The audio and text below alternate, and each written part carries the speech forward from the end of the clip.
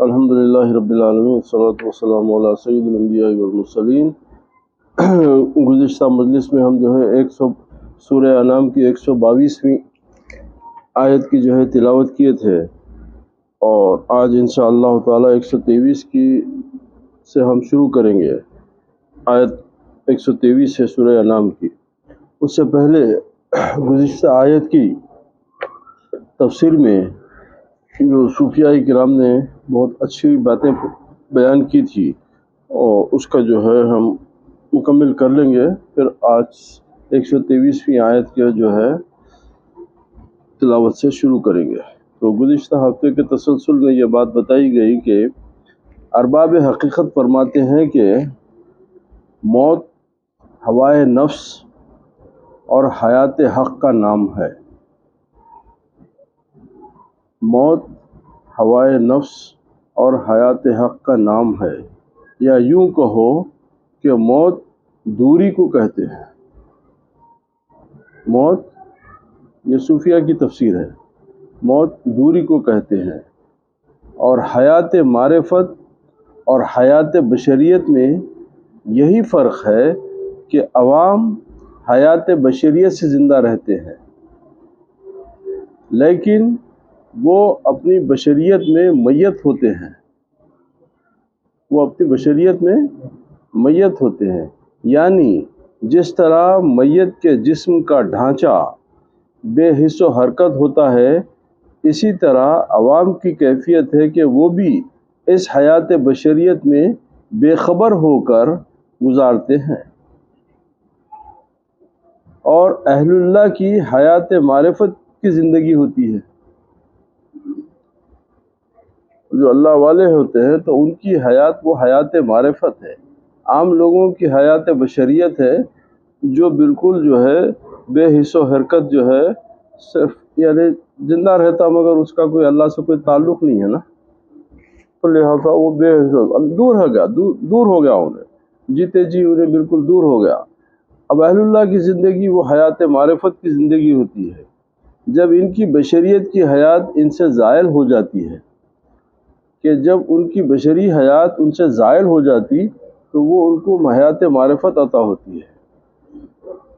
قال سبحانہ و تعالیٰ کل نفس ذائقۃ الموت۔ حیات معرفت ان سے وہ زائل نہیں ہوتی۔ حیات معرفت جو ہے وہ ضائع نہیں ہوتی، حیات بشریت ضائع ہو جاتی ہے۔ حیات بشریت زائل ہو جاتی ہے، اسی لیے بولے کہ تم کو موت کا مزہ چکنا ہے چک لو، مگر ان کی حیات معرفت ہوتی ہے تو ان کو جو ہے ابدی حیات نصیب ہو جاتی ہے، کہ وہ ہمیشہ کے لیے ان کو اللہ تبارک و تعالیٰ جو ہے زندگی عطا کر دیتا۔ تو بولے حیات معرفت ان سے وہ زائل نہیں ہوتی، کما قالہ سبحانہ و تعالیٰ کہ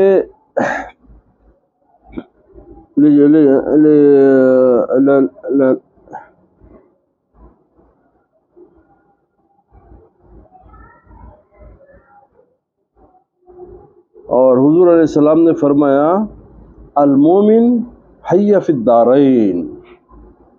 حضور علیہ السلام فرماتے المومن حی فی الدارین، مومن دونوں عالم میں زندہ ہے۔ جو ایمان والا ہے وہ دونوں عالم میں زندہ ہے۔ اس پہ حضرت شیخ سعدی شیرازی کے ایک شعر سے انہوں نے اپنی تفسیر کو مزید مزین کرنا چاہتے ہیں۔ فرماتے کہ وہ نہیں مرتا جس کی جان تم ہو، وہ نہیں مرتا جس کی جان تم ہو، وہ قسمت روح ہے جس کا تو محبوب ہے۔ وہ خوش قسمت روح ہے جس کا تو محبوب ہے۔ اسی طریقے سے ایک جگہ اور فرماتے ہیں کہ وہ نہیں مرتا جس کا دل عشق سے زندہ ہے۔ وہ نہیں مرتا جس کا دل عشق سے زندہ ہے، لکھا ہے صحیفہ عالم پہ ہمارا نام ہمیشہ۔ ہاں، کیوں کہ ہم کو اللہ سبحانہ و تعالیٰ حیات معرفت جب عطا کر دیا تو اب ہمارے لیے موت اور زندگی میں کوئی فرق نہیں ہے۔ کیونکہ ہم کو اب ہمیشہ کے لیے اس کے ساتھ زندگی عطا ہو جاتی ہے۔ فارسی تفسیر میں ہے کہ شاہ کرمانی نے یہی آیت اومن کان میتا فاحییناہ پڑھی۔ کیا مطلب؟ کہ تم پہلے مردہ تھے، ہم نے تم کو حیات بخشی، پڑھی۔ اور فرمایا کہ اسی آیت کی 3 نشانیاں ہیں۔ پہلی، مخلوق سے علیحدگی، دوسری خالق سے خلوت، خالق کا ساتھ، تیسری دل اور زبان کے ذکر پر مداومت کرنا۔ کسی بزرگ نے اس آیت کا معنی ان اشعار میں یوں فرمایا: مخلوق پر صحبت کا دروازہ نہ کھول، مخلوق پر صحبت کا دروازہ نہ کھول، مکمل طور اللہ کی طرف متوجہ ہو جاؤ۔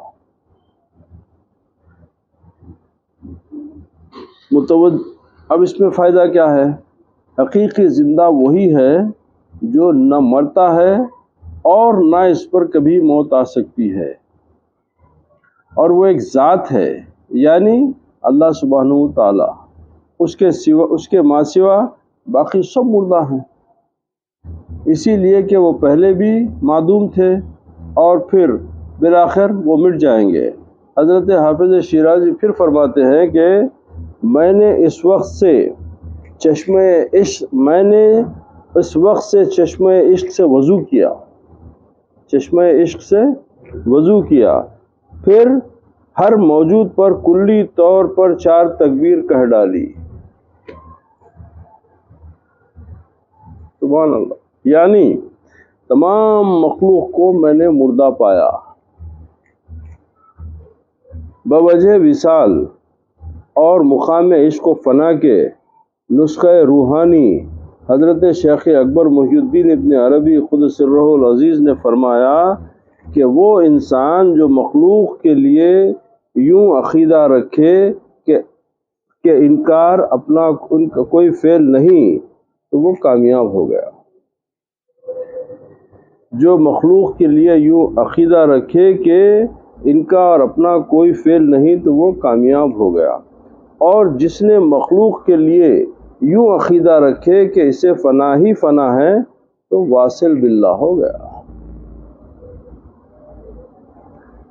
اب اس کے بارے میں اور ایک حکایت فرماتے ہیں کہ حضرت عبد الواحد بن زید رضی اللہ تعالیٰ نے فرمایا کہ میں ایک راہب سے گزرا، ایک شخص راستے میں ایک شخص سے گزرا، راہب یعنی وہ پادری وغیرہ جو ہیں۔ اس سے میں نے پوچھا کہ آپ یہاں کتنے عرصے سے رہتے ہیں؟ اس نے کہا 20 سال سے۔ میں نے پوچھا کوئی ساتھی بھی ہے؟ میں نے پوچھا کوئی ساتھی بھی ہے؟ فرد صمد، اللہ تعالیٰ ساتھ ہے، اللہ تعالیٰ ساتھ ہے، تو اور ساتھی کی کیا ضرورت؟ اللہ تعالیٰ ساتھ ہے تو اور ساتھی کی کیا ضرورت؟ میں نے کہا کہ وہ تو ہر ایک کا ساتھی ہے، وہ تو ہر ایک کا ساتھی ہے۔ میرا مطلب یہ ہے کہ کوئی مخلوق سے بھی ہے، یعنی وہ تو ہر ایک کا ساتھی ہے، کیا مخلوق میں بھی تمہارا کوئی ساتھی ہے؟ کہا وحشت میرا ساتھی ہے، وحشت میرا ساتھی ہے۔ میں نے پھر پوچھا کھاتے کیا ہو؟ کہا ذکر اللہ سے بھوک مٹ جاتی ہے۔ میں نے کہا کہ آخر آپ انسان ہیں، بتقاضائے بشریت کچھ تو آپ کھاتے ہوں گے۔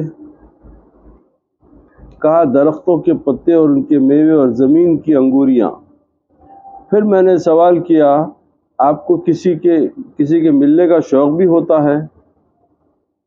کہا ہاں، قلوب العارفین کے محبوب کا ہر وقت شوق قلوب العارفین کے محبوب کا ہر وقت شوق دامنگیر رہتا ہے،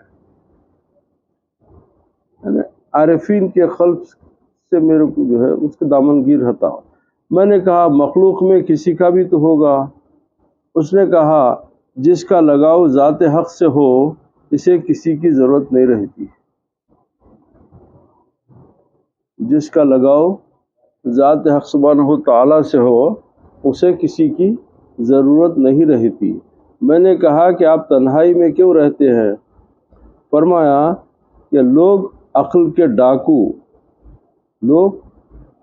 ڈاکو بلکہ راہ ہدایت چھیننے والے چور ہیں، ہدایت کا راستہ چرانے والے لوگ ہیں، لوگ ایسے ہوتے۔ میں نے ان سے عرض کیا فرمائیے کہ بندے کو راہ ہدایت کس طرح نصیب ہوتی ہے؟ بندے کو راہ ہدایت کس طرح نصیب ہوتی ہے؟ فرمایا جب ما سوا اللہ سے ہٹ کر صرف اللہ کا ہو جائے اور اس کے ذکر کے سوا کسی کے ذکر کا خیال تک نہ لائے، راہ ہدایت مل جاتی۔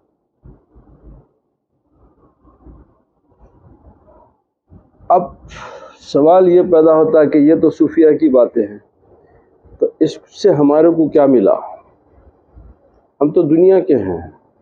نہیں، آپ کو بھی اس سے بہت فائدے ملتے ہیں کہ ہمارے لیے اب شرع شریف کی زندگی سامنے رکھیں گے تو بیوی بچے گھر دار یہ سب ہے، یہ سب چھوڑ دینا تو رسول پاک کی اتنی بڑی شریعت سے منہ مر لینا؟ نہیں، ان کے ساتھ رہتے ہوئے بھی اللہ سبحانہ و تعالیٰ کی یاد سے غافل نہیں رہ، آپ یاد کو برقرار بالکل ویسے پکڑ کے رہ سکتے آپ۔ اسی لیے کہ جیسے مولانا روم فرمائے کہ چیز دنیا از خدا غافل بودن، نئے خماش و نخرو فرزند و زن، بولے دنیا کیا ہے؟ بولے اللہ تعالیٰ کو بھولنے کا نام دنیا ہے، اللہ تعالیٰ کو بھولنے کا نام دنیا ہے۔ یہ کپڑا لتا سونا چاندی بیوی بچے یہ عطا الہی ہے، اس سے اللہ تعالیٰ کی یاد میں کوئی فرق نہیں پڑتا۔ اگر اللہ تعالیٰ کی یاد رہی تو آپ بیوی سے حسن سلوک کرتے، آپ اللہ تعالیٰ کی یاد رہی تو بچوں پہ شفقت اور محبت کے ساتھ ان کو اکل حلال کھلانے کی طرف توجہ کرتے، آپ اللہ تعالیٰ کی یاد رہی تو اپنی گفتگو کو نرم و غصے پہ قابو پاتے۔ یہ تمام کب ہو سکتی؟ جب آپ کو اللہ تعالیٰ کی یاد رہے تو اللہ تعالیٰ کی یاد کے ساتھ یہ تمام چیزیں چل سکتی ایک ہی ساتھ۔ یہ سب راہ ہدایت ہے۔ ہم سے غلطیاں جب کب ہوتی ہے؟ جب ہمارا نفس ہم پہ حاوی ہو جاتا اور ہم اپنے نفس کے تابع ہو کے اللہ کو بھول کے اپنے نفس کی باتیں سننے لگتے۔ نہیں، اگر آپ اللہ تعالیٰ کی بتائی ہوئی باتیں اور رسول کریم صلی اللہ علیہ وسلم کی ہدایت اور ان کی شریعت کے حساب سے اگر آپ زندگی جیں گے تو وہ عین صراط مستقیم ہے۔ آپ بیوی بچے گھر دار سب ہے، مگر آپ کا یہ ہے کہ بھئی یہ سب چیزیں اللہ کی نعمت ہیں، اللہ کی طرف سے ہے، اور اللہ اصل یہ اللہ کی وجہ سے ہے۔ تو جب اللہ سبحانہ و تعالیٰ کا آپ کو خیال ہمیشہ رہا تو ہر چیز کے اوپر آپ جو ہے آپ کا قبضہ ہو جاتا۔ اب ہر چیز جو ہے اللہ سبحانہ و تعالیٰ کی رضا اور اس کی مرضی کے حساب سے چلنا شروع ہوتی ہے۔ کیوں کہ آپ کو پیش نظر اللہ کی رضا ہے تو وہ خود اللہ تعالیٰ کا ساتھ ہے۔ اب ہم چونکہ بقول بہادر شاہ ظفر کے بادشاہ تھا مگر خیال کتنا اچھا تھا، ظفر آدمی اس کو نہ جانیے گا،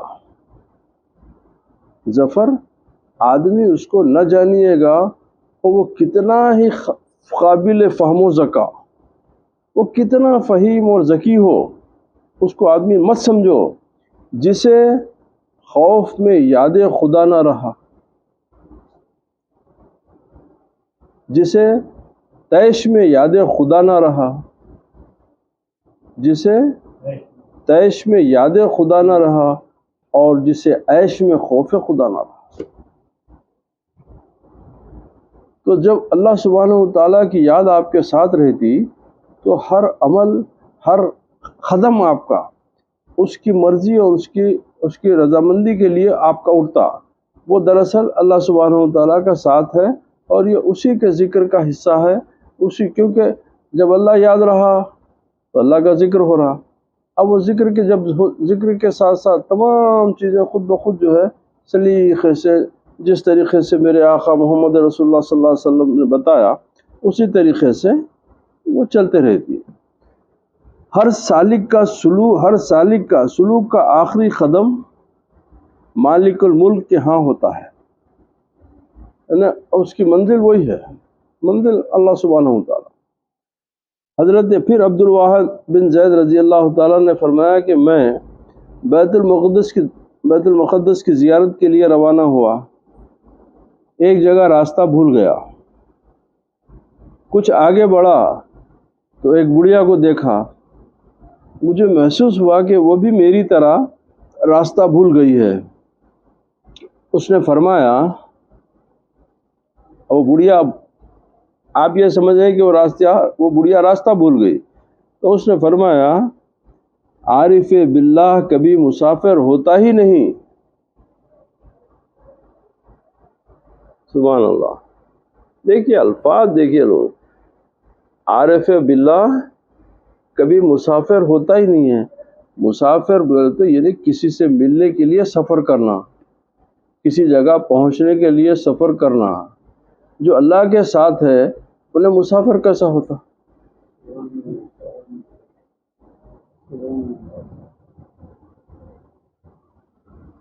ہوتا ہی نہیں، پھر اس کے لیے راستہ بھولنے کا سوال ہی پیدا نہیں ہوتا۔ جب وہ اللہ تعالیٰ جیسے مالک سے محبت رکھتا ہے تو راستہ کیوں بھولے؟ یہ کہہ کر مجھے فرمایا کہ میرے عصا کو سرا پکڑ کر، یعنی لکڑی تھی اس کے، میرے عصا کا سرا پکڑ کر میرے آگے آگے چلتے جائیے۔ چنانچہ میں نے ان کے فرمان پر ان کے عصا کو پکڑ کر آگے چل پڑا، صرف 5-6 قدم ہی چلا تھا کہ بیت المقدس پہنچ گیا۔ اور یہ بہت بڑے بزرگ فرما رہے ہیں، اب عبد الواحد بن زید رضی اللہ تعالیٰ، میں 5-6 قدم پر چلا تھا کہ بیت المقدس میں پہنچ گئے۔ میں سمجھا کہ شاید میری غلطی ہو، ورنہ کہاں بیت المقدس اور کہاں ہم۔ پھر مائی بڑھیا نے فرمایا، بندے خدا تم زاہدوں کی رفتار کے خیال میں ہو، اور میں تمہیں عارفوں کی رفتار پر یہاں لے آئی ہوں۔ تم زاہدوں کی رفتار کے خیال میں ہو، یعنی زاہد عبادت گزار لوگ ہوں گے، ارے میں عارفوں میں سے ہوں، میں عارفوں کے راستے پہ یہاں لائی، تم کو عارفوں کی رفتار سے لائی، اس لیے کہ میں اس کو پہچانتی ہوں، میری اس سے پہچان ہے، میں جانتی ہوں اس کو، تو میں تمہیں عارفوں کی رفتار پر یہاں لائی ہوں۔ زاہد پاؤں سے چلتا ہے اور عارف پروں سے اڑتا ہے۔ چلنے اور اڑنے میں بہت بڑا فرق ہے۔ یہ کہہ کر وہ بی بی مجھ سے غائب ہو گئی۔ پھر تاحال مجھے اس کی زیارت نصیب نہیں ہوئی۔ اس سے ثابت ہوا کہ عارف کامل اللہ سبحانہ و تعالیٰ کے نور سے چلتا ہے۔ اب بات سمجھ میں آ گئی؟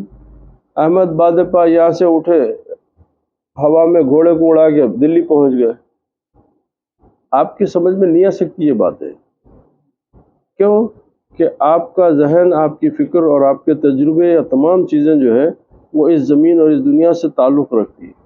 جب ان کے بارے میں غور کرنا ہے تو پھر ان کے راستے پہ چلنا پڑے گا، ان سے محبت کرنا پڑے گا، اس میں آپ کا وقت لگانا پڑے گا، غور و خوض کرنا پڑے گا، جستجو کرنا پڑے گا، تو پھر شاید اللہ سبحانہ و تعالیٰ کرم کر کے اپنے کو جو ہے کچھ راستہ بتا دے۔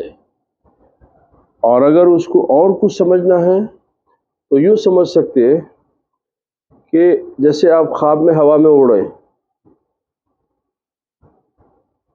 وہ لوگ جسم کے ساتھ اڑتے ہیں. آپ خواب میں بستر پہ لیٹے ہوئے ہیں، ہوا میں اڑ رہے ہیں. ایک لیٹے ہوئے یہاں پہ ہے، امریکہ میں پہنچ گئے، لندن میں پہنچ گئے، کعبے کو پہنچ گئے، مدینے کو پہنچ گئے، جا کے بھی آ گئے آپ، اور یہیں لیٹے ہوئے ہیں. تو یہ کیسا ہوا؟ تو یہ آپ کی روح کا جو سفر ہوتا وہ ان کا جو ہے، کیونکہ اب ان کا ہاں وہ جسم کے حساب سے وہ کام کر سکتے، کیونکہ اب ان کے جسم میں بشریت کی ختم ہو گئی. اب معرفت ہے ان کے پاس، اب ان کو حیات معرفت عطا ہو گئی. تو اب ان کے لیے پرواز کرنا، پانی پہ چلنا، یہ تمام چیزیں آسان ہو جاتے ہیں. آپ کی عقل میں یہ باتیں نہیں آ سکتی جب تک کہ آپ وہ منزل میں نہ گزرے. اس لیے کہ بات دراصل یہ ہے کہ اگر ایک بڑائی ہے جو لکڑی کا کام کرتا، اب اس کے پاس لے جا کے آپ آئی ٹی کو ریپیئر، آپ کا موبائل ریپیئر کرو بولے تو کیسا کریں گا؟ تو اب موبائل کو ریپیئر کرنے کے واسطے جو ہے اس کا ٹیکنیشین ہونا پڑتا. تو جس فن کے بارے میں آپ کو مہارت حاصل کرنا ہے تو وہ فن کو تمام سیکھنا پڑتا، پھر اس کے بعد میں وہ فن آپ کو حاصل ہوتا.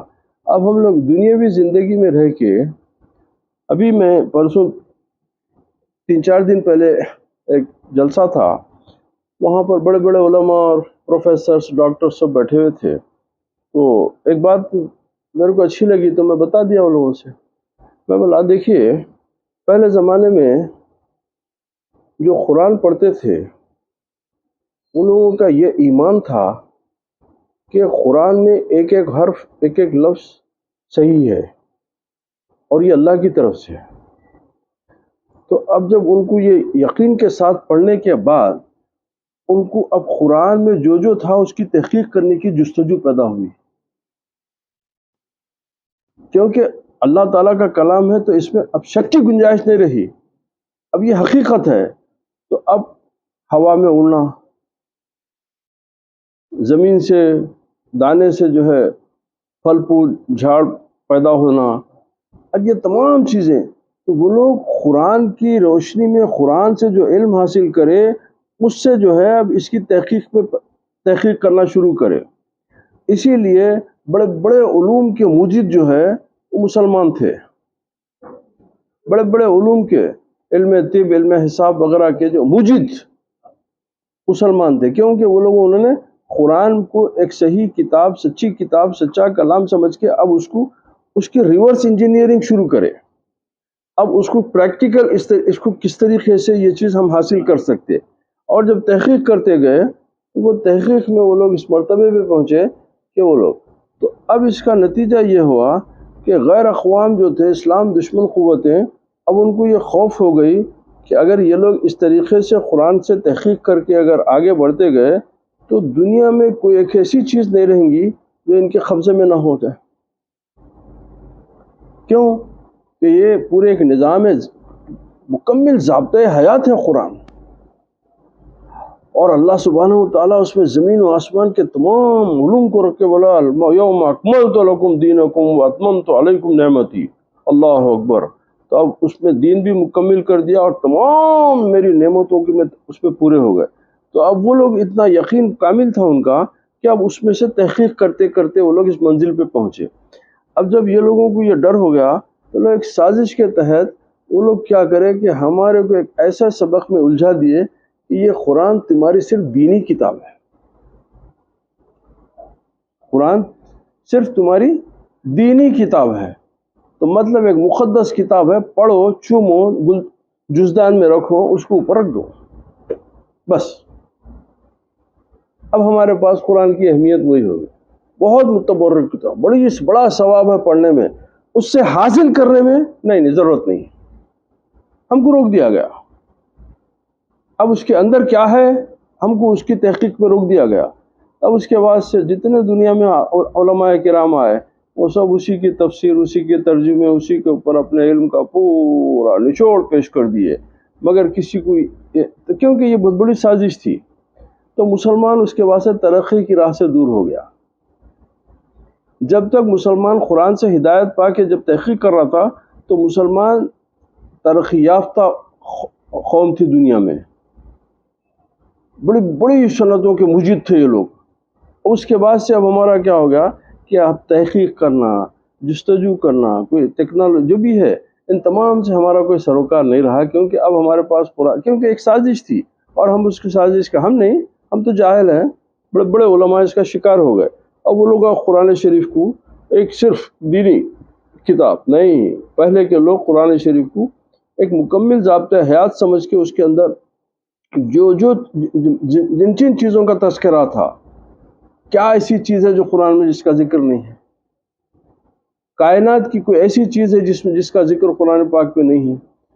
تو یہ چیزیں جو ہے نا انسان کو جو ہے اب لوگ پہلے کے علماء میں آج کے علماء میں یہی فرق ہے کہ وہ لوگ قرآن کو اللہ تعالیٰ کا کلام اور ایک مکمل کلام ضابطۂ حیات سمجھ کے اس میں تحقیق کر کے دنیا کے لیے اس کے فائدے کیا کیا ہیں اس سے فائدے بتائے۔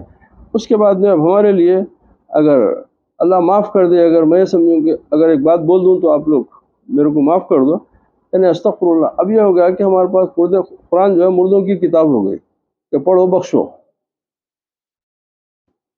پڑھ کے بخش دیے، مرحومین کی روح کو بخشنا، پڑھ لینا، بس اسی حد تک رہ گئی۔ قرآن سے فائدہ اٹھانے کا ہمارے کو سلیقہ ختم ہو گیا۔ پہلے کے لوگ قرآن سے مسئلے دریافت کر لیتے تھے، بڑی بڑی تحقیقیں تو قرآن سے کرتے تھے، کیوں؟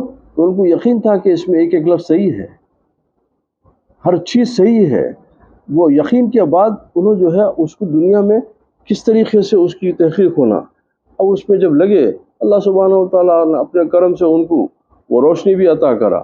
اب ہماری تحقیق ختم ہو گئی، اب ہم صرف یہاں تک رہ گئے کہ بھئی قرآن پڑھ لو، حوالے دے دو۔ اب بتائیے آپ کہ قرآن میں سوائے دینی حوالات کے ہمارے پاس کیا ہوتے؟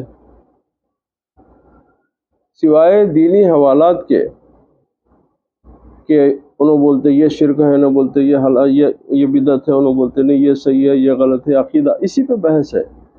اس کے علاوہ قرآن کی بھی سائنس سے بحث ہوئی، کبھی جیوگرافی پہ بحث ہوئی قرآن کے، کیوں کہ وہ علم آپ سے چھین لیا گیا، آپ کی جستجو کو، آپ کا نظریے کو ہٹا دیا گیا کہ یہ صرف ایک دینی کتاب ہے، لہذا اس کو صرف پڑھنا ہے، پھونک لینا ہے، دم کر لینا ہے، رکھ لینا ہے، چلو یہ بھی غنیمت ہے۔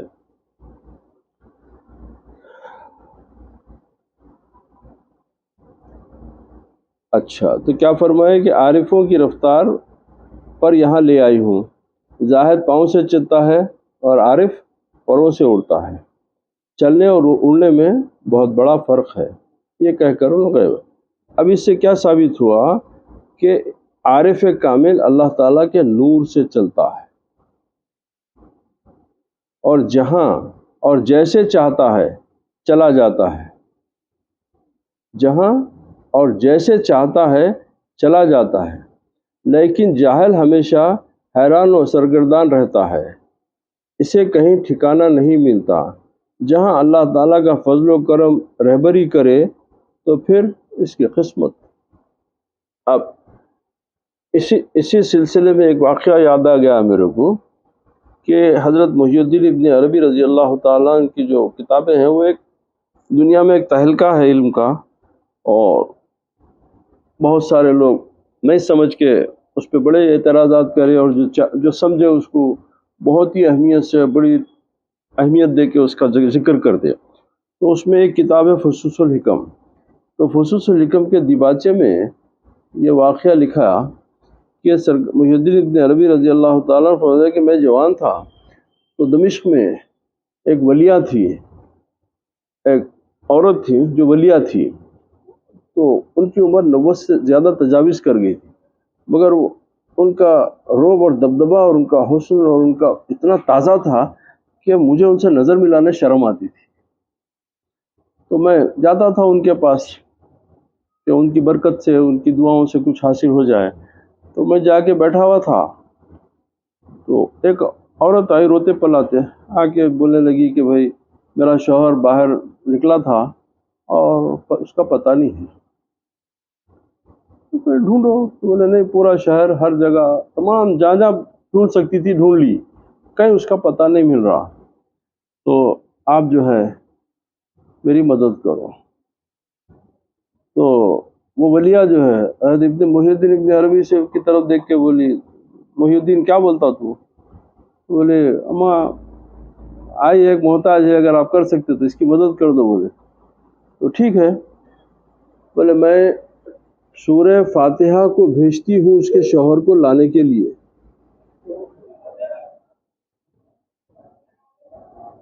اب انسانی عقل اس بات کو کب قبول کرنا، آج کا انسان؟ مگر چونکہ بات نیک لوگوں سے ہو رہی، سچے لوگوں کی بات ہے، تو اگر آپ نئی سمجھ میں بھی آئی تو سن لینا چاہیے۔ اعتراض کرنے کا آپ کو حق نہیں ہے، کیونکہ وہ بہت پاک اور بہت اللہ کے برگزیدہ بزرگ اور پاک لوگ تھے۔ تو اب انہوں فرما رہے کہ وہ ولیہ فرمائے کہ میں سورہ فاتحہ کو بھیجتی ہوں اس کے شوہر کو لانے کے لیے، تو چلو میں بھی سورہ فاتحہ پڑھتی ہوں، تم بھی سورہ فاتحہ پڑھو۔ اب ہم سورہ فاتحہ پڑھتے بیٹھے تو اچانک اس کے شوہر آ گیا۔ پتہ چلا کہ کسی دوسرے دیش میں تھا وہ۔ بولے وہ باہر نکلا تو لوگ اس کو جو ہے اغوا کر کے لیا کہ بحیثیت غلام کے کہیں دوسرے دیش میں بیچ دیے تھے۔ تو وہاں سے بولے کوئی غیبی ہاتھ آئے، میرے کو اٹھا کے یہاں لا لیا۔ اب یہ باتیں آج کا انسان جو بڑی تحقیق کا دعویٰ کرتا اور بڑی اپنی فصاحت اور بلاغت اور علم کے سمندر میں غوطہ زنی کی دعوے کرتا، اس کو کیسا سمجھ میں آئیں گے؟ یہ نہیں، حقائق ہے، اس لیے کہ اللہ سبحانہ وتعالیٰ کے کلام کی طاقت بتائے انہوں کہ اللہ تعالیٰ کے کلام میں طاقت ہوتی، اور انہوں فرما رہے ہیں اور یہ بولے کہ اللہ تعالیٰ سورہ فاتحہ کو میرے کو استعمال کرنے کی اجازت عطا کرا ہے، کہ میں سورہ فاتحہ سے کوئی بھی کام لے سکتی ہوں۔ یعنی اس کلام، وہ جو سورہ فاتحہ کے جو کلام ہے، وہ کلام کی تاثیر میرے پہ واضح ہو گئی ہے، اور میں وہ تاثیر سے میں جو مقصد چاہے میں اس کو استعمال کر سکتی ہوں۔ تو یہ باتیں چونکہ بڑے اولیاء اللہ کی لکھی ہوئی ہیں، کہ محی الدین عربی جو ہے یہ شیخ اکبر ہیں اور امام الصوفیہ ہیں یہ، اور جب انہوں فرما رہے کہ یہ میرے ساتھ ہوا کہ میں 25-30 برس کی عمر تھی میری، میں جوان تھا، اور وہ ولیہ جو ہے انہوں میرے سامنے یہ واقعہ ہوا۔ تو ان باتوں کو اگر آپ اقرار نہیں کرتے مت کرو، انکار مت کرو، ایمان پختہ ہو جاتا ہے۔ کم سے کم سوچو کہ کیا ایسا ہو سکتا، کیا آپ جب کم سے کم ایک حسن ظن رکھو، تو آپ کے حسن ظن سے شاید اللہ سبحانہ وتعالیٰ کوئی ایک باریک سی نور کی لکیر آپ تک بھی آگے بڑھا دے، تاکہ آپ کو بھی وہ چیزیں سمجھنے کا جو ہے کوئی شعور پیدا ہو جائے۔ نہیں، اگر آپ لائن کو ہی بند کر دیں گے، آپ سوء ظن رکھیں گے، تو آپ کو یہ تمام باتوں سے کوئی سروکار نہیں ہوگا، آپ وہ لکیر کے فقیر رہیں گے۔ نہیں، آپ یہ باتوں پہ، اب یہ اتنے بڑے بڑے لوگ ہیں، اب اس سے فائدہ یہ ہوا کہ عارف اور جاہل بولے تو اس سے مطلب یہ ہے کہ ان پڑھ نہیں ہے، مطلب اللہ کو پہچاننے والا اور اللہ سے دوری رکھنے والا، اللہ کو جاننے والا اور اللہ کو نہیں جاننے والا، یہ مطلب ہے۔ عارف اور جاہل کی مثال نابینا اور بینا کی ہے۔ جیسے یہ دونوں برابر نہیں ہو سکتے، ایسے ہی عالم و جاہل ہم مرتبہ نہیں ہو سکتے، خواہ عالم شریعت ہو یا عالم طریقت و معرفت و حقیقت۔ اسی طرح اہل حال اور اہل خال کا فرق سمجھ لو، اہل حال الگ ہوتے، اہل خال الگ۔ اب اس کی ایک مثال ایسی ہے کہ پیران پیر شیخ عبد القادر جیلانی غوث العظم دستگیر رضی اللہ تعالیٰ عنہ کے دور میں آپ کا چرچا تھا بغداد میں، تو امام ابن جوزی جو امام ابن قیم کے شاگرد ہیں، امام ابن جوزی کافی عرصے کے بعد بغداد واپس آئے۔ آنے کے بعد میں اپنے پرانے دوستوں سے پوچھے کہ بھئی وہ مدرسہ نظامیہ میں ہمارے ساتھ ایک سید زادے پڑھتے تھے، ان کا کیا ہے، یعنی پیران پیر کے بارے میں۔ وہ لوگ بولے بھائی ان کا کیا پوچھتے، بولے پورے بغداد پہ ان کی حکومت ہے، بولے خلیفہ بعد وزیر وغیرہ سب جو ہے ان کے جو ہے مطیع و فرما بردار ہیں، اور ایک خلق ہے کہ پوری جو ہے ان کی دیوانی ہے، اور واعظ فرماتے ہیں ہفتے میں 2 مرتبہ۔ تو اس زمانے میں 1 لاکھ 1.25 لاکھ لوگ ان کے درس میں واعظ میں شریک ہوتے ہیں، اور بس فرماتے ہیں، اور ایک عجیب و غریب کیفیت ہوتی ہے۔ تو آپ بولے کہ ایسا کیا ہوتا؟ بولے بھائی کئی لاشیں نکل جاتی ہیں، کئی لوگ اپنے کپڑے پھاڑ لیتے ہیں، کئی لوگ جو ہے عجیب و غریب دنیا میں چلے جاتے ہیں، ایسا کیسا ہوتا؟ تو چلو آپ بھی تو یہ بھی پہنچے۔ اب جب آپ پیرانے پیر سرکار واعظ شروع کرے تو قرآن شریف کی آیت پڑھے، اس کی جب تشریح شروع کرے، پھر مزید آیتوں سے اس کو دلیل دیتے گئے، تو ابن جوزی بہت تعریف کرے، سبحان اللہ سبحان اللہ سبحان اللہ، کیا علم ہے، کیا علم ہے۔ آگے چلیے، پھر اب حدیث شریف سے اس کو سپورٹ کرتے گئے، ماشاء اللہ ماشاء اللہ، بہت بہت بہت خوب بہت خوب۔ اب آگے دیکھیے، یہ تو بہت پیاری باتیں ہیں، اس میں کیا ہے؟ بولے آگے دیکھیے۔ جب واعظ ختم ہوا تو فرمایا کہ یہ عبد القادر کا خال تھا، یہ عبد القادر کا خال تھا، یہ گفتگو تھی۔ اب عبد القادر کے حال کی طرف آؤ تم لوگ، بول کے لا الہ الا اللہ جو آپ ضرب مارے تو امام جوزی خود اپنے کپڑے پھاڑ چکے تھے۔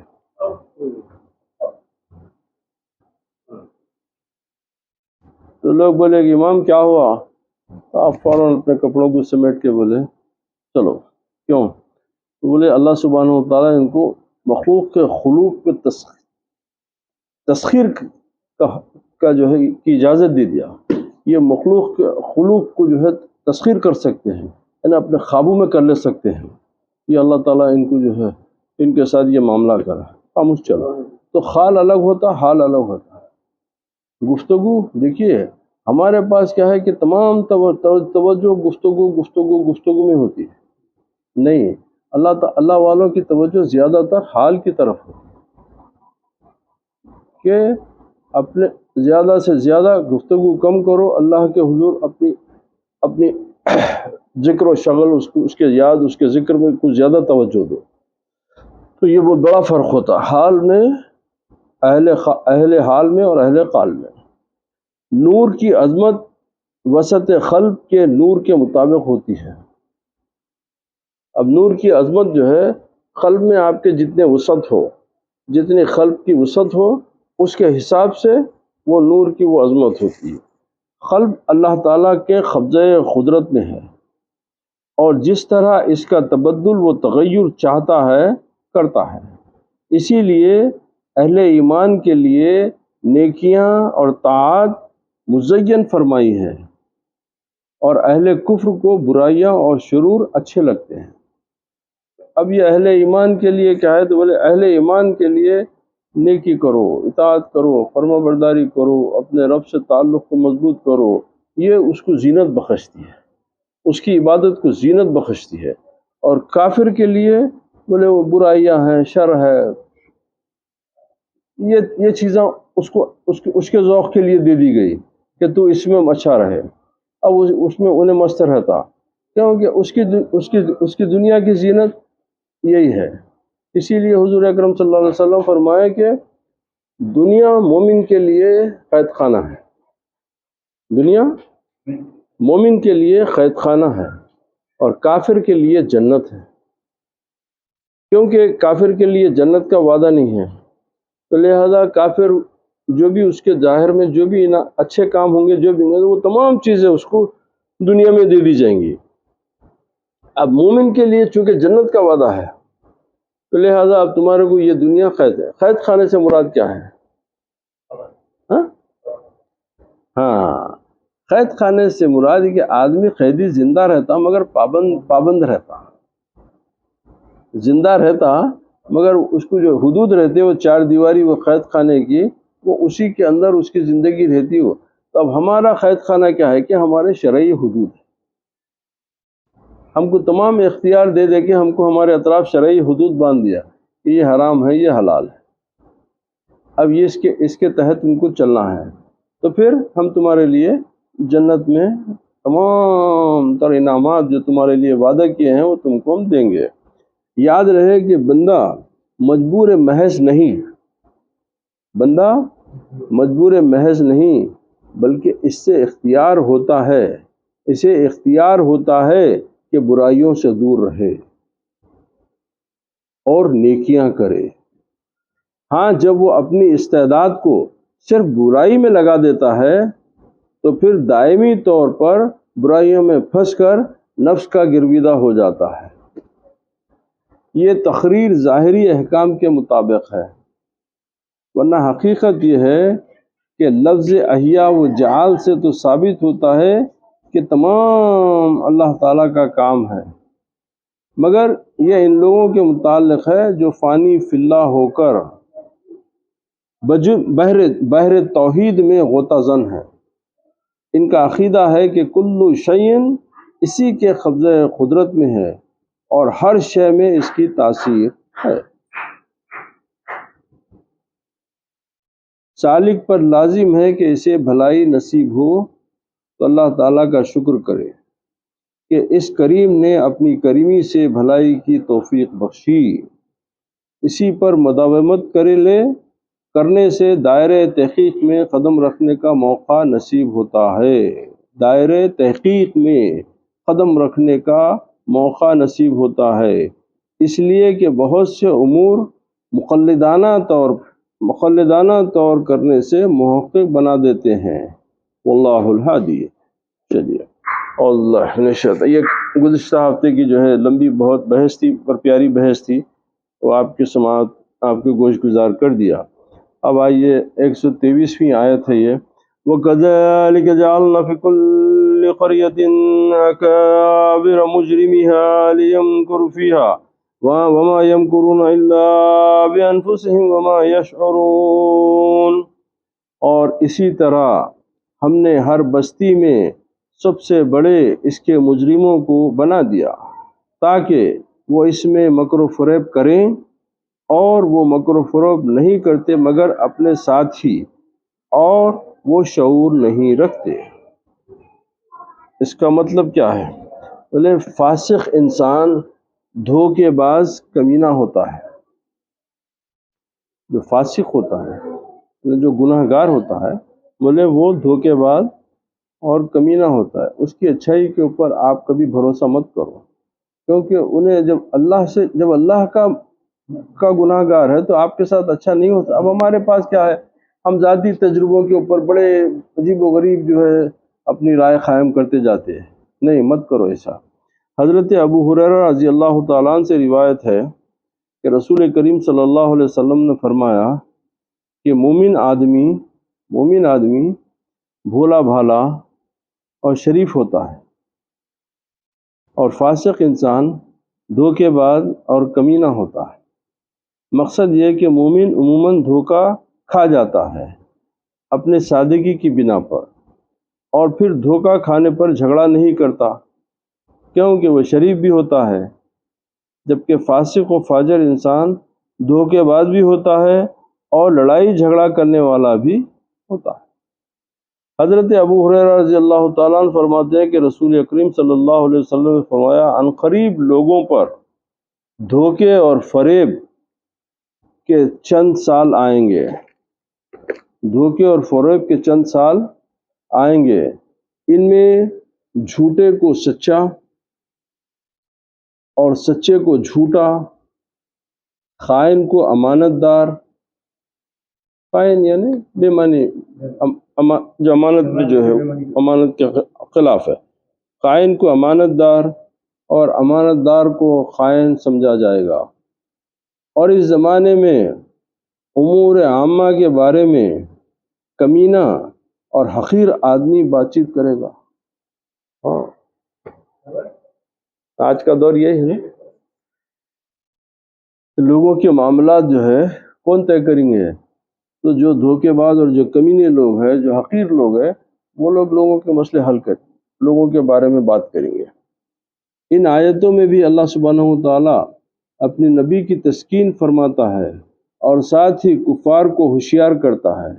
فرماتا ہے کہ جیسے آپ کی اس بستی میں روسائے کفر موجود ہیں، کفر کے جو بڑے بڑے کفار جو رئیس ہیں، جو بڑے منصب کے لوگ ہیں، اور دوسروں کو بھی دین برحق سے روکتے ہیں، اسی طرح ہر پیغمبر کے زمانے میں اس کی بستی میں کفر کے ستون اور مرکز رہے ہیں، لیکن آخر کار وہ غارت اور تباہ ہوتے ہیں، اور نتیجہ ہمیشہ نبیوں کا ہی اچھا رہتا ہے، جیسے فرمایا کہ ہر نبی کے دشمن ان کے زمانے کے گناہ گار رہے، اور آیت میں ہے کہ ہم جب کسی بستی کو تباہ کرنا چاہتے ہیں تو وہاں کے رئیسوں کو کچھ حکم احکام دیتے ہیں جس میں وہ کھلم کھلا ہماری نافرمانی کرتے ہیں، پس اطاعت سے گریز کرنے پر عذابوں میں گھر جاتے ہیں،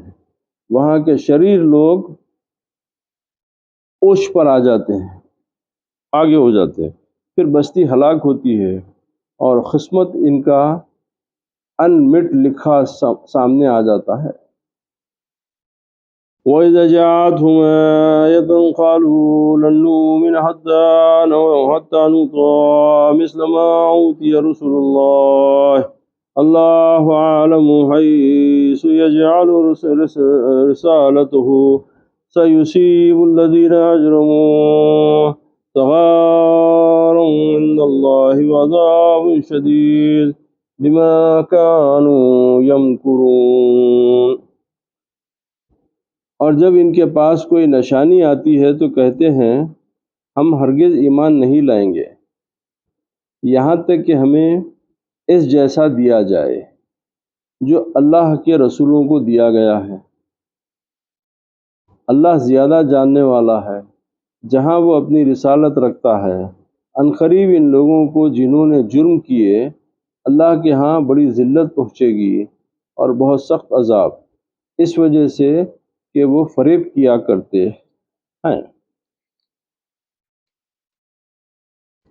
اب اس بارے میں کہ اللہ سبحانہ و تعالیٰ نے نبی کریم صلی اللہ علیہ وسلم کو نبوت اور رسالت وہ ختم نبوت کے لیے پسند فرما لیا۔ حضرت واصلہ بن اسقع رضی اللہ تعالیٰ عنہ فرماتے ہیں کہ میں نے رسول اللہ صلی اللہ علیہ وسلم سے سنا، آپ صلی اللہ علیہ وسلم فرماتے ہیں کہ اللہ تعالیٰ نے حضرت اسماعیل علیہ السلام کی اولاد میں سے کنانہ کو چنا اور قریش کو کنانہ میں سے چنا اور قریش میں سے بنی ہاشم کو چنا، پھر بنی ہاشم میں سے مجھے چنا۔ یعنی اپنا نسب بتا رہے ہیں کہ میں ہر دور میں جو ہے یعنی اپنے اعلیٰ ترین نسب سے منتقل ہوتا ہوا آیا۔ ایک مرتبہ جب کہ آپ کو لوگوں کی بعض کہی ہوئی باتیں پہنچی تو آپ ممبر پر تشریف لائے اور لوگوں سے پوچھا میں کون ہوں؟ انہوں نے کہا کہ آپ اللہ کے رسول ہیں۔ فرمایا میں محمد بن عبداللہ بن عبد المطلب ہوں، اللہ تعالیٰ نے اپنی تمام مخلوق میں مجھے بہتر بنایا ہے۔ مخلوق کو جب دو حصوں میں تقسیم کیا تو مجھے ان دونوں میں جو بہتر حصہ تھا اس میں کیا، پھر قبیلوں کی تقسیم کے وقت مجھے سب سے بہتر قبیلے میں کیا، پھر جب گھرداریوں میں تقسیم کیا تو مجھے سب سے اچھے گھرانے میں بنایا، پس گھرانے کے اعتبار سے اور ذات کے اعتبار سے میں تم سب سے بہتر ہوں، صلوات اللہ علیہ وسلم۔ حضرت جبرائیل ایک مرتبہ آپ سے فرمایا میں نے تمام مشرق و مغرب ٹٹول لیا لیکن آپ سے زیادہ افضل کسی کو نہیں پایا۔ یہ روایات مستدرک حاکم، سنن بہیقی وغیرہ سے انہوں نے نقل کیا۔ اب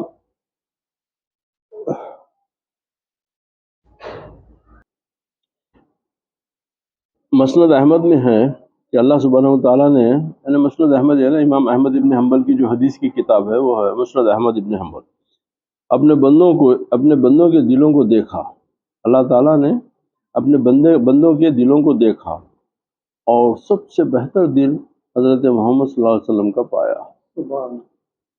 پھر مخلوق کے دلوں پر نگاہ ڈالی تو سب سے بہتر دل والے اصحاب رسول پائے۔ پھر حضور کو اپنا خاص رسول، سیدھا رسول بنایا، اور اصحاب کو آپ کا وزیر بنایا جو آپ کے دین کے دشمنوں کے دشمن ہیں۔ بس یہ مسلمان جس چیز کو بہتر سمجھیں وہ اللہ وحدہ شریک کے نزدیک بھی بہتر ہے، اور یہ جسے برا سمجھیں وہ اللہ کے نزدیک بھی بری ہے۔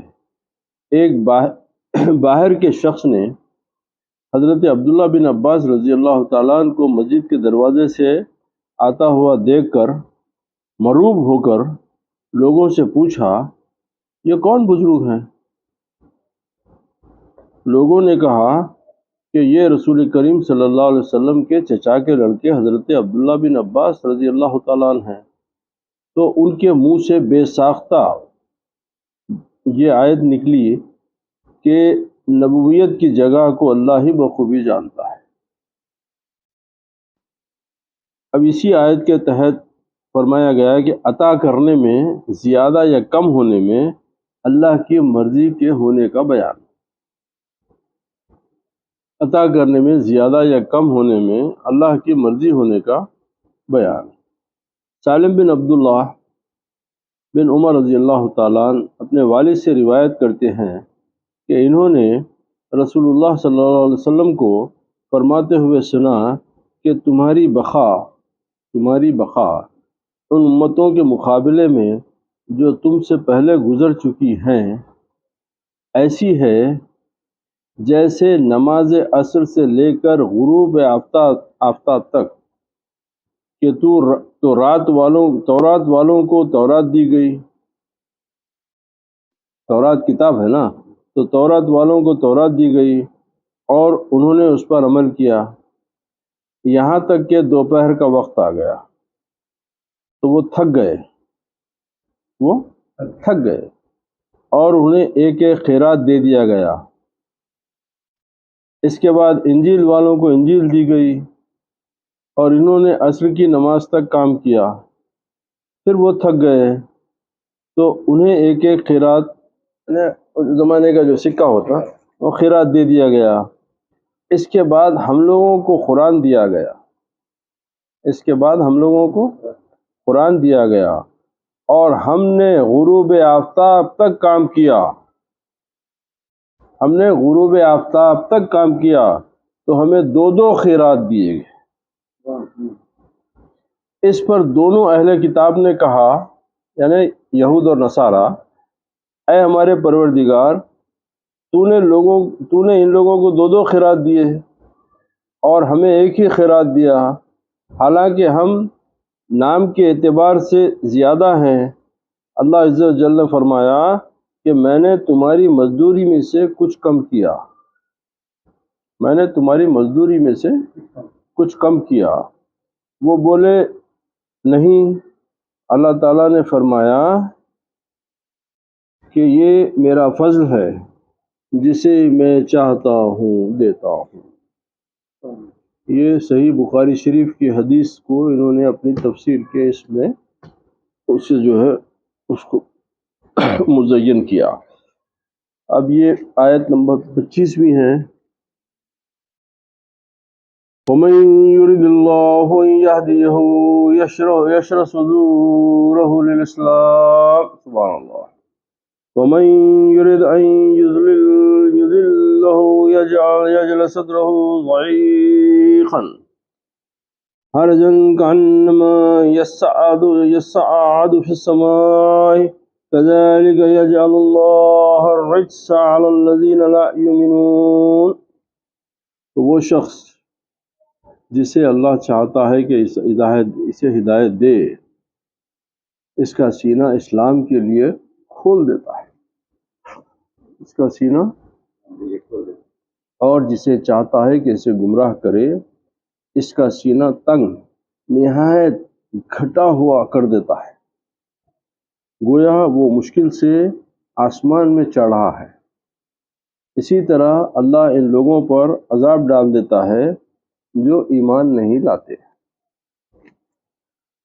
اب یہ آیت کے شان نزول کے بارے میں فرمایا گیا کہ حضرت ابن مسعود رضی اللہ تعالیٰ عنہ کہتے ہیں کہ رسول اللہ صلی اللہ علیہ وسلم نے یہ آیت پڑھی، فَمَن يُرِدِ اللَّهُ يَهْدِيهُ يَشْرَحْ صَدْرَهُ لِلْإِسْلَامِ، یعنی اللہ تعالیٰ جس شخص کو ہدایت بخشتا ہے، یعنی خاص ہدایت کہ جو اس کو مرتبہ اختصاص تک پہنچا دے، تو اس کا سینہ، اس کے سینے کو اسلام کے لیے کشادہ کر دیتا ہے۔ بائیں طور کہ اس کو شرائع اسلام اخلاص کے ساتھ قبول کرنے کی توفیق عطا فرماتا ہے۔ پھر حضور صلی اللہ علیہ وسلم نے آیت کی تفسیر میں فرمایا، جب ہدایت کا نور سینے میں داخل ہوتا ہے تو سینہ فراخ اور کشادہ ہو جاتا ہے۔ صحابہ نے عرض کیا کہ یا رسول اللہ صلی اللہ علیہ وآلہ وسلم، کیا اس حالت و کیفیت کی کوئی علامت ہے جس سے اس کو پہچانا جا سکے؟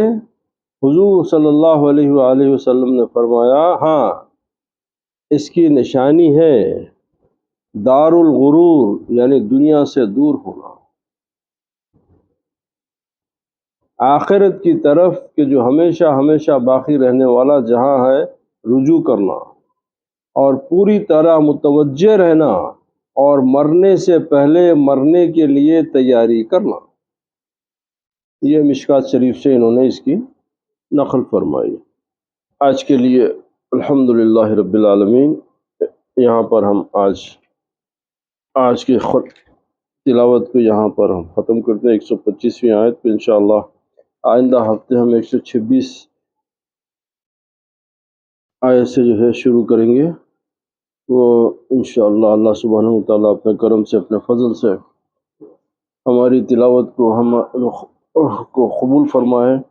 اللہ سبحانہ وتعالیٰ صدقے میں نبی کریم علیہ السلام کے قرآن کی سمجھ کو آسان فرما دے اور اس پر عمل کرنے کی توفیق عطا فرمائے، اور قرآن کریم سے اللہ ہمارے گھروں کو، ہمارے دلوں کو نور قرآن سے منور فرما دے، اور اللہ ہمیشہ ہم کو ایمان کے ساتھ زندہ رکھ اور ایمان کے ساتھ اس دنیا سے اٹھائے، اور نبی کریم علیہ السلام کی شفاعت کا ہم کو مستحق بنا دے۔ پروردگار نصیب فرما دے ہم کو۔